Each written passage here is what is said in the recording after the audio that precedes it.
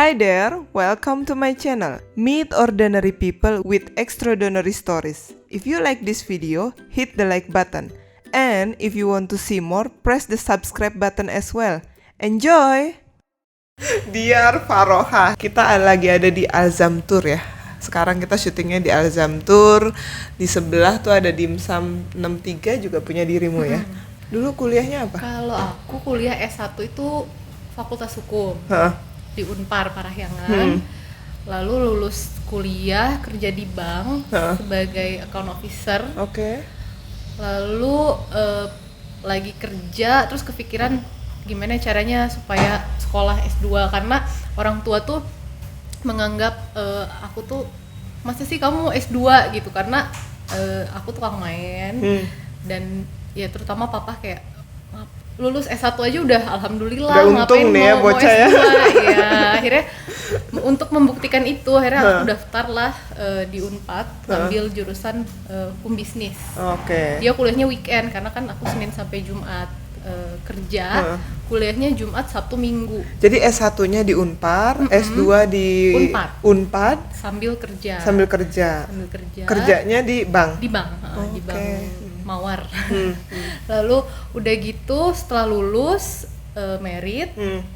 Habis merit terus kebetulan kan mertuaku backgroundnya di bank juga. Terus dia kayak seneng ngelihat notaris tuh perempuan notaris terus dia sekali tanda tangan dapet duit ya kan, kerjanya juga jamnya juga nggak nggak yang dipatok jam sekian sampai jam sekian, jam bisa diatur, artinya bisa ngurus anak juga. Akhirnya suami sama mertua ayo sekolah lagi ambil notaris, akhirnya daftar notaris.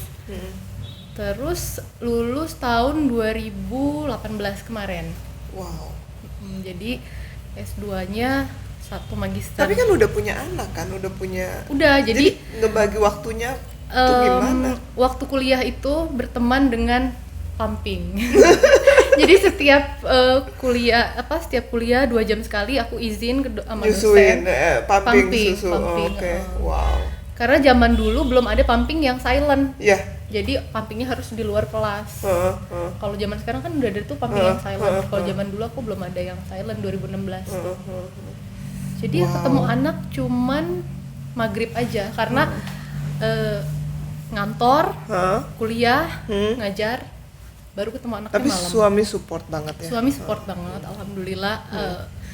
Ya semua juga bisa dilewati berkat bantuan dia. Kadang-kadang kan stres ya, udah baby blues, punya bayi 2, terus tugas kuliah juga banyak karena tugas kuliah notaris itu tulis tangan semua. Nggak ada yang ketik, karena kalau ketik kan sebetulnya tinggal copy paste ya. Jadi betul-betul tulis gitu dan nggak boleh salah. Jadi kita nulisnya pakai pulpen yang bisa dihapus. Itu triknya. Jadi kalau misalnya ada coretan, dosen nggak mau terima. So Alzam Tour tuh udah berdiri berapa tahun? Dari 2010. Dari 2010. Dari 2010. Tapi kita baru dapat izin tahun 2017. Sebelumnya alamatnya selalu di sini Siliwangi. Tadinya kita di Bawah Batu. Tadi kita di Bawah Batu. Terus karena satu dan lain hal kita pindah ke sini supaya kantornya juga tetap. Jadi jamaah kalau mau cari-cari Alzam Tour, insya Allah nggak akan pindah-pindah. Jadi udah ya, ini yang patenin ya. Alzam Tour tuh berarti lebih tour and travel. Iya, tour travel, sama umroh dan haji sih Okay. utamanya. Tapi kita juga ada tur selain umroh dan haji, kayak misalnya ke Turki, ke Jepang. Tapi kita fokusnya di wisata halal. Jadi sekarang tuh lagi tren namanya wisata halal. Jadi kadang-kadang gini, dulu aku 2015 keliling Europe tuh 14 hari dan kita nggak tahu jam, misalnya sholat subuh, sholat duhur, sholat asar, sholat maghrib, sholat isya karena perbedaan waktunya. Iya, perbedaan waktu dan si guide-nya juga dia mohon maaf bukan muslim. Jadi dia nggak kasih tahu kita. Jadi itu selama tur itu yang sholat tuh cuma subuh sama isya. Karena subuh sholatnya bangun dia tidur. Gitu kan. Kalau isya sebelum tidur. Nah, akhirnya kita bikin wisata halal tuh jadi setiap waktu sholat kita berhenti untuk sholat gitu. Jadi tour guide-nya lebih kayak tahu waktu-waktu sholat, terus makanan yang halal kali ya. Gitu. Dulu juga pas itu nggak ada edukasi bahwa ini bukan halal Iya. gitu. Ini this is pork gitu. Nggak ada yang kasih tahu kayak gitu. Cuman karena mertua aku pakai jilbab, jadi ya tahu kalau setidaknya ada yang Muslim, ngasih tahu. jadi this is pork. Jadi kita nggak makan. Tapi kalau wisata halal bener-bener semua makannya itu kita pilih restoran yang halal. Balik lagi nih, awal merintisnya bagaimana? Idenya dari mana Alzam Tour? Awal merintisnya, jadi kebetulan dulu kakek tuh ketua MUI Jawa Barat sini, dan dia punya travel dan punya pesantren juga. Terus kayak berpikir kita harus punya bisnis yang jangan hanya duniawi, tapi kita juga ada unsur apanya ya, unsur ya untuk bekal lah gitu, untuk bekal ke akhirat. Jadi ngebantu orang-orang juga gitu ya, betul. untuk bisa tour karena suatu kebanggaan sendiri tuh kalau misalnya kita nganter ke bandara ya, terus misalnya jamaah berangkat, itu jamaah tuh sambil meluk gitu, terima kasih ya Neng ya, akhirnya berangkat juga. Karena ya itu tadi banyak jamaah yang tertipu oleh travel gitu. Jadi kadang-kadang tuh kalau pulang ya jamaah suka ngasih oleh-oleh ke aku, padahal nggak perlu ya. Padahal nggak perlu, kayak misalnya ini coklat gitu, ini air zam-zam gitu, padahal ya dari setiap keberangkatan juga selalu dilebihin ya air zam-zam satu untuk di kantor gitu. Tapi ya kadang-kadang perhatian sekecil itu yang bikin kayak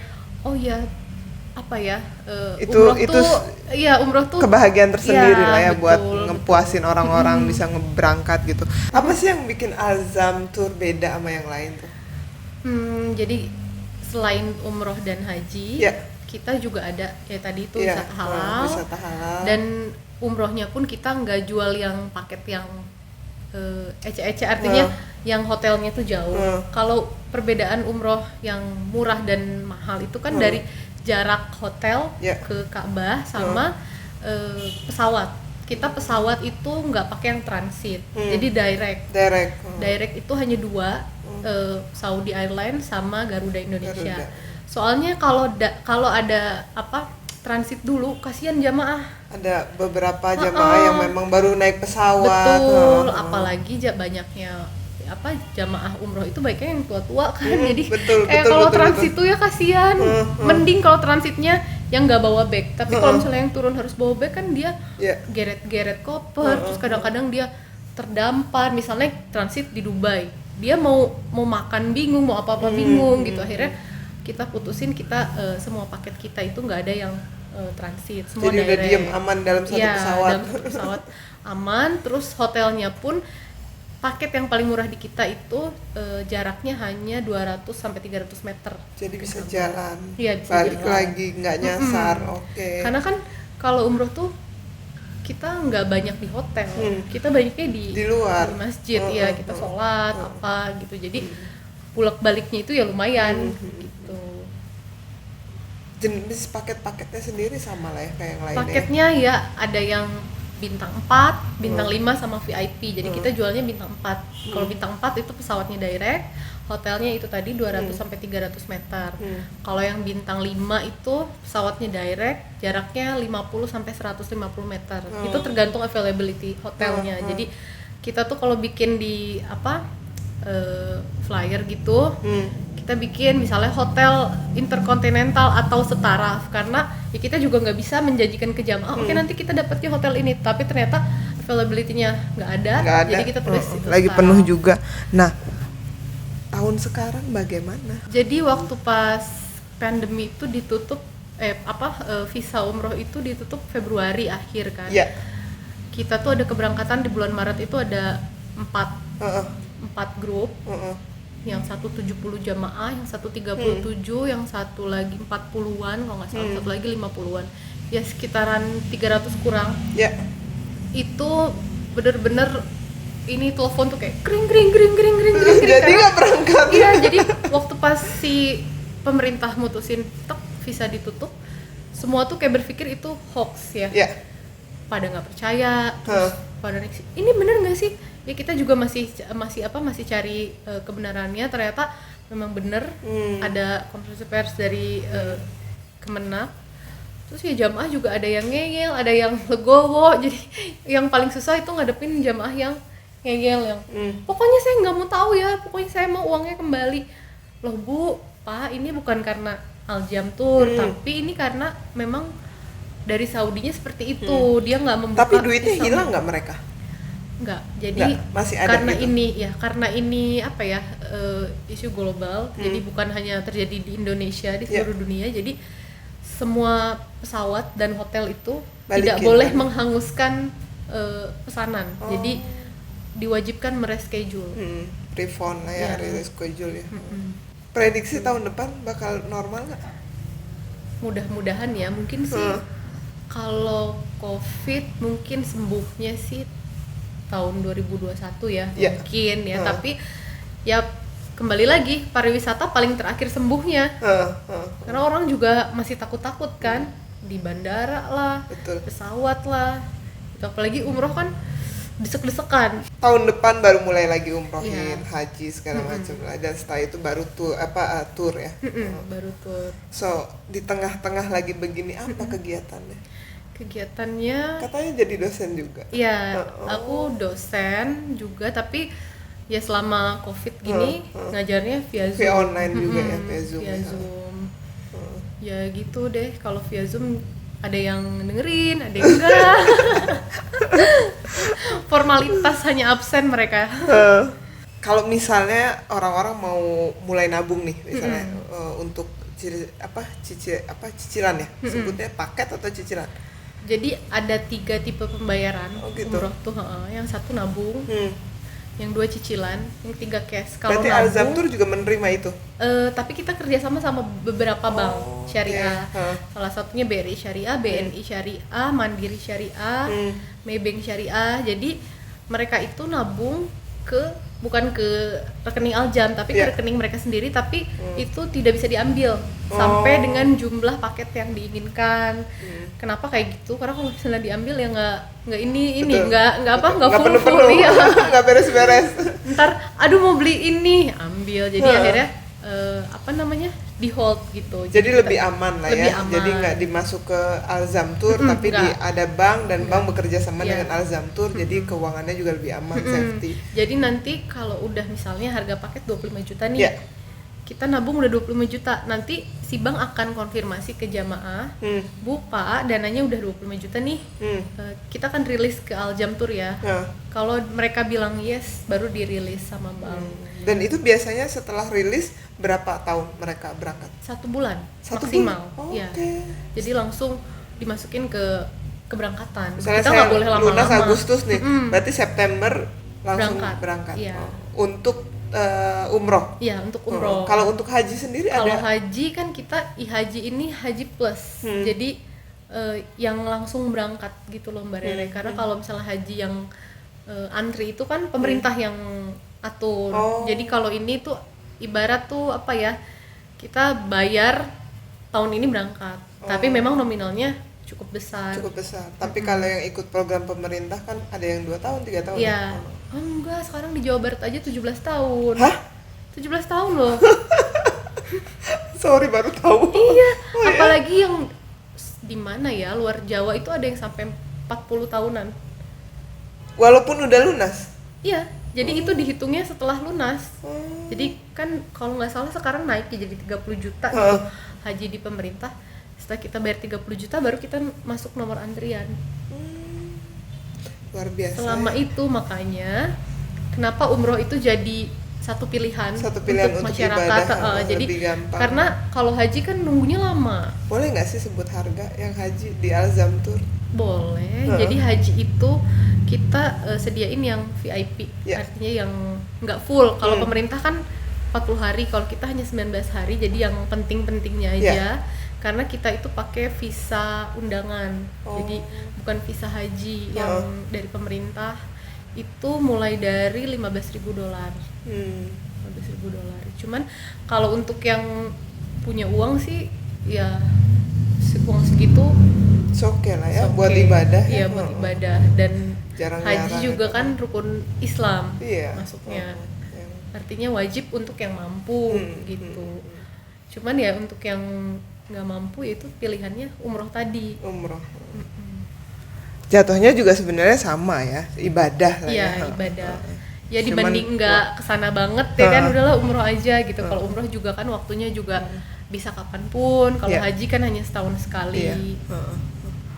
Berarti kan dengan adanya kerja sama Alzam Tour sama Bank Syariah itu kan orang-orang bisa kapanpun datang ke Alzam Tour untuk nyicil Jadi umroh. cicilan itu ada kita berangkat dulu baru nyicil. Tunggu dulu, ini gimana? Misalnya saya mau berangkat nih, saya bisa berangkat dulu Berangkat dulu, pulangnya nyicil. Bisa? Bisa. Ya tapi dengan ketentuan OJK juga ya, karena kan kita ada yang di-lock nggak dananya? No, tapi tetap ada, kita kerjasama sama Amitra. Amitra itu anak perusahaannya Astra. Jadi dia khusus membiayai umroh dan haji, dan itu nggak ada jaminan. Akhirnya, jadi kalau misalnya saya habis 17 juta, saya berangkat nih, happy gitu kan, ibadah balik, saya tinggal bayar nih, sebulan betul. Misalnya 2 juta, 2 juta sampai 17 juta itu tertutup gitu. Betul. Wow, saya baru tahu. Ada, kita paling lama tenornya 3 tahun. 3 tahun. Untuk umroh itu. Umroh. Berarti kalau haji mah nggak ada cicilan yang begitu ya? Harus ada. bayar. Bayar full. Oke. Lumayan sih itu, banyak banget jamaah yang terbantu karena cicilan itu, karena kan kayak misalnya ini nih sebelah kantor ada warteg. Dia suami istri datang ke sini, Bu saya mau umroh, berapa harganya? Saya bilang ya mulai dari 22 juta, tapi saya cuma punya uang 20 juta. Akhirnya kita panggil orang Amitra, silahkan orang Amitra ngobrol sama bapaknya. Akhirnya mereka berdua berangkat. Jadi sisanya mereka cicil? Iya, sisanya mereka cicil. Dan maksudnya Masya Allah ya, warteg, ibu sama bapak warteg aja dia berkeinginan untuk berarti umroh gitu. Mimpinya kakek itu tersampaikan ya? Bisnis tapi tetap jalanin ibadah, nolong orang-orang juga buat bisa tetap ibadah. So, di tengah-tengah lagi begini, apa kegiatannya? Kegiatannya katanya jadi dosen juga. Iya, aku dosen juga, tapi ya selama COVID gini ngajarnya via Zoom. Via online juga ya, via Zoom. Via Zoom. Masih muda, ya kan? Anak 2. Iya, 2. Komplit lagi cewek cowok. Terus udah gitu, udah jadi dosen, mau jadi notaris ya berarti sekarang lagi magang-magang ya. Betul. Terus udah gitu tour and travel, ngapain lagi jualan dimsum? jadi karena aku sama suami tuh senang makan dimsum, terus kayak kita ini yuk ya, karena aku orangnya nggak bisa diem, jadi kayak punya tempat di pinggir jalan gini, kita buka apa yuk gitu. Tadinya apa ya, sate atau apa, aduh kalau sate ininya bau apalah, terus kayak nggak praktis kan, harus potong-potong dagingnya, bakar, terus ya banyak lah stepnya. Terus ya udah kita bikin dimsum aja yuk. Kalau dimsum kan tinggal ngukus doang gitu, dari sama hobi, goreng. Iya, sebenarnya dari hobi makan. Jadi aku tuh sama suami sering banget makan dimsum di PVJ itu yang di depan Carrefour situ. Terus kayak kayaknya kalau kita buka cafe dimsum lucu ya gitu. Cuman kita bikinnya yang murah aja, karena kalau mahal ya artinya bukan di mall, orang nggak akan datang kan. Tapi kita bikin sesuatu yang beda dengan yang lain gitu. Harga kita sama dengan yang di kaki lima, tapi tempat kita jauh lebih nyaman. Artinya kalau misalnya di kaki lima kalau hujan kebayangkan repotnya gitu, tapi kalau kita alhamdulillah tempatnya orang juga nyaman, nongkrong gitu lama, kan. Terus kita juga ya ibarat semi kafe lah, wifi, terus parkiran juga luas gitu, terus ya nyaman lah gitu. Jadi varian dimsumnya apa aja yang bikin berbeda? Kita itu ada satu topping. Kita sebenarnya punya 3 topping. Satu mentai, yang kedua sambal matah, yang ketiga itu mozzarella. Tapi yang paling favorit itu si mentai. Jadi kalau di Bandung nih kita termasuk pelopor dimsum mentai gitu. Dan kita si mentainya itu rasanya 11-12 kayak sushi tei. Wow. Jadi rasanya tapi tuh, memang bener sih, kemarin gue nyobain. Jadi kenapa si dimsum paling segini? Kak ininya sedikit banget toppingnya. Aduh mohon maaf, bahan bakunya juga mahal gitu. Tetep ya. Si mentai itu karena memang kita bikin sendiri dan itu bahan bakunya juga cukup lumayan gitu. Dan ya itu jadi favorit nggak sih? Ya, dicari selalu, di favorit selalu, ya. Selalu. Jadi kalau mentai habis tuh kayak ini habis cepet banget gitu. Jadi setiap yang datang tuh pasti favoritnya apa? Mentai. Oke, kita sajiin mentai. Enak banget Kak, kayak di sushi tei mereka bilangnya kayak gitu. Dan memang rasanya sama banget dan kayak terjangkau sushi tei. harganya buat mahasiswa-mahasiswa. Terjangkau banget. Kita satu porsinya itu cuma 13.000. Wow. Terus lagi berdua sama suami doang apa ada yang lain? Kalau dimsum tuh kita partneran sih. Ada beberapa orang. Jadi kebetulan kalau aku nggak bisa bikin dimsumnya, jadi kita partneran sama yang bikin yang dimsumnya ya, berat chefnya gitu. Sama ada beberapa teman lain. Jadi ya lumayan juga sih karena ownernya banyak. Jadi pemasarannya juga luas. lebih luas. Jadi menjangkau banyak lah ya. Wow. Berarti udah lama dong ini juga sama setahun. Udah setahunan ya di sini. Dan kita udah ada 2 cabang. Satu di sini. Udah ada cabang. Satu lagi di Cileunyi. Oke. Dan kalau reseller sih ya alhamdulillah banyak sih reseller. Tapi kan dimsum tuh sekarang lagi banyak banget. Ya kan? Cuman ya itu tadi kalau nggak tahu sih kalau aku cobain dimsum yang lain dia rasanya kayak siomay terlalu halus teksturnya. Jadi kayak bakso tahu jatuhnya. Tapi kalau dimsumnya kita nih dimsum 63 dia si ayamnya tuh fresh. Jadi dari mentah itu kita nggak kukus dulu baru di frozen, tapi dari mentah itu kita langsung frozen langsung dikukus gitu. Jadi nggak ada dikukus dulu baru frozen. Nah itu yang bikin kadang-kadang dimsum tuh nggak fresh gitu. Makanya kalau makan dimsum 63 tuh si ayamnya tuh berasa banget kan, karena kita nggak pakai proses itu tadi gitu. Dan kita nggak pakai pengawet, jadi ibaratnya berarti ngedadak dong? Fresh, iya ngedadak aja terus gitu. Jadi nggak di frozen, nggak disimpan berlama-lama. Iya. Pemasarannya berarti kan dengan dari owner-ownernya sendiri gitu kan, berarti dari sosial media paling sosmed ya. IG ya. story, feeds, pokoknya itulah. Jadi dia ada Instagramnya sendiri buat 63. Nice. Gue tuh ketemu dia lagi nyalon ya nggak sih? Iya. Pas lagi nyalon kayak lucu nih orang gitu kan, udah gitu bisnisnya banyak banget ya nggak sih? Gue bilang kapan-kapan kita mampir dan there you go, we are here ya. Thank you. Terus bahan-bahannya sendiri sih karena fresh itu suka kesusahan nggak dimsum? Enggak sih, jadi kita udah ada supplier sendiri ada supplier sendiri yang setiap harinya kirim bahan baku. Kalau saya pernah diskusi sama beberapa gitu kan teman-teman saya yang usaha gitu. Kendala kita sebagai pengusaha tuh biasanya di SDM. Punya nggak kendala seperti itu? Ada sih ya. Apalagi kalau pegawai dimsum itu kan ibarat pendidikannya juga nggak ini ya. Ya ada aja gitu. Misalnya ibarat tuh kalau pundungan gitu loh. Diomelin dikit ngambek gitu. Apalagi soal kebersihan ya, karena kita kan sajiin makanan. Jadi aku tuh kalau misalnya di meja digini, aduh ini debu, yang bener dong, lapin gitu. Tapi sih alhamdulillah ini pegawai bertahan. Jadi tetap aja lu harus turun dan quality control ya. Betul. Karena kalau nggak bisa. Kita nggak bisa serahin semuanya ke pegawai. Ya namanya pegawai, dia bukan owner, jadi dia kan cuman kerja terima gaji.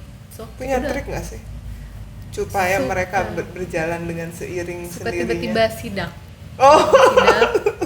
Ini kok ini. Jadi mereka nggak tahu lu ada itu. Betul. Tiba-tiba nongol aja. Punya trik nggak sih supaya gue punya usaha sebanyak lu? Apa ya? Bagi waktu. Harus berani sih Mbak Rere, artinya kita passion di mana gitu ya. Kayak misalnya memang kalau aku dari ini kan soalnya ngacak banget, nggak ada nyambung-nyambungnya usahanya. Kalau kebun karet sebetulnya sih suami sih yang banyak in charge. Kalau aku cuman bantu-bantu aja. Kalau di bagian pembukuan bagian pembukuan tetap. Terus ya itu sih, balik lagi ke passion. Misalnya aku senengnya ini, kalau aku memang senengnya jualan sih, maksudnya kayak ada kesempatan apa, oke sini aku ambil, ada kesempatan apa, oke aku ambil gitu. Jadi setiap ada kesempatan lu udah cobain aja gitu, langsung gitu. Iya, dan sekarang pun lagi bangun kandang ayam. Buat apa? Bu notaris buat apa? Udah aja duduk, tanda tangan, dapat duit. Jadi next bisnis kandang ayam tuh ayamnya apa kandangnya? Jadi ayam petelur, jadi kita ambil telurnya. Oke. Karena kalau ayam broiler itu banyak resiko, lebih banyak resiko. Nah, ini ayam kampung berarti? No, ayam negeri. Oh, ayam negeri, tapi kita telurnya gitu. ambil Oke, telurnya. oke. Jadi apa namanya? Kita nggak ambil dagingnya. Jadi kita beli ayam dari umur yang udah bisa bertelur gitu. Kita ambil telurnya gitu, dan itu kan harus belajar hal yang baru dong. Iya. Ya itu tadi, aku sama suami seneng yang baru dan mau belajar ya. Jadi oke, kita ketemu sama konsultan, belajar dari beliau gitu. Bener-bener dari awal A sampai Z-nya tuh. Ternyata kalau ayam itu lampunya harus pas. Kalau misalnya lampunya keterangan, dia nanti bertelurnya nggak banyak. Dan itu lu belajar lagi? Iya, belajar lagi. Jadi di tengah masa pandemi kayak gini lu isi dengan belajar hal baru tentang supaya ayam. Mempertelurkan ayam. Luar biasa wanita ini. Sampai ya insya Allah nanti kapan nih? Sekarang lagi proses pematangan tanah dulu. Insya Allah Desember udah running, dan kita pakai alat dari Korea itu untuk memilah-pilih telur yang ukurannya besar, telurnya kecil. Juga dipilih-pilihin lagi. Kalau kandang-kandang yang udah ada itu kan biasanya sortir itu by manusia. Jadi misalnya gini, oke, ini ambil taruh di mana? Di tempatnya, tray, di wadahnya. Taruh di tray. Kalau kandang aku insya Allah enggak, jadi kita ada pakai conveyor. Kita beli dari Korea. Memang investasinya besar di awal, tapi itu menguntungkan gitu. Jadi kadang-kadang gini loh, kalau ibu-ibu tuh senengnya saya maunya yang kecil-kecil telurnya, jadi dia udah tersedia. Dan yang kecil-kecil telurnya kita bisa jual lebih mahal. Ada yang mau yang sedang. Tunggu, ada yang kecil lebih mahal? Ya, karena sekilonya lebih banyak. Oh gitu.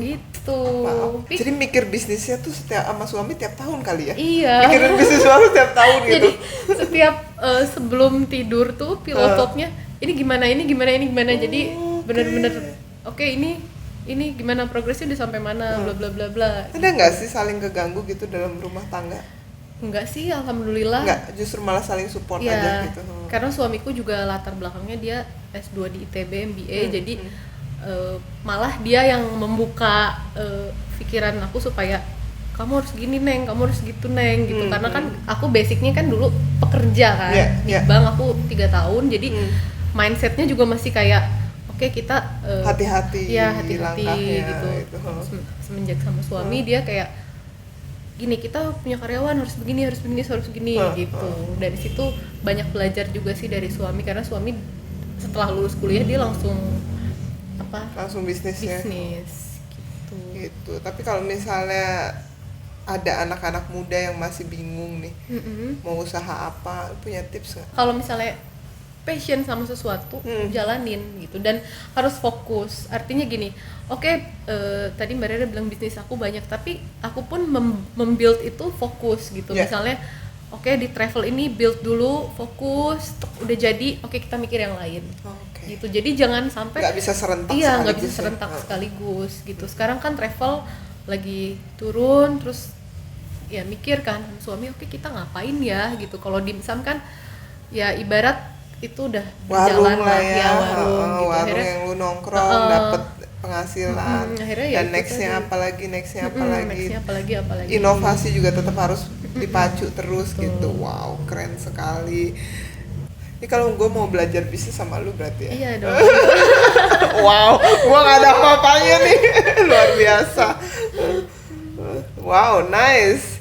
Berarti Diar Faroha, thank you for today. Luar biasa, gue belajar banyak. Jadi ketika lu punya bisnis, lu harus fokus. Udah jalan, lu bisa boleh mengembangkan untuk next yang bisnisnya lain. gitu ya. Tapi selagi ini belum bisa jalan, ya lu fokus aja di situ gitu. Ya.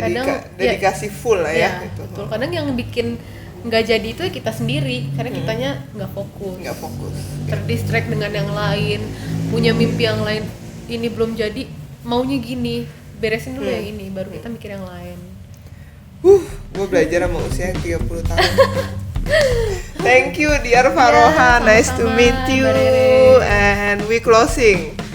Hai guys, jangan lupa nonton, subscribe, like, comment, and share this channel. Yes, thank you.